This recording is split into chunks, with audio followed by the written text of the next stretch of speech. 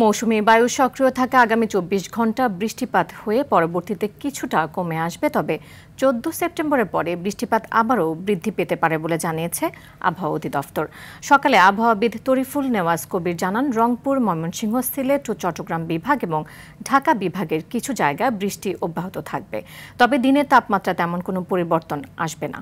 আবহাওয়া অধিদপ্তর জানায়, দিনের প্রথমার্ধে দক্ষিণ ও দক্ষিণ পূর্ব দিক থেকে ঘন্টায় ৮ থেকে ১২ কিলোমিটার বেগে বাতাস প্রবাহিত হতে পারে।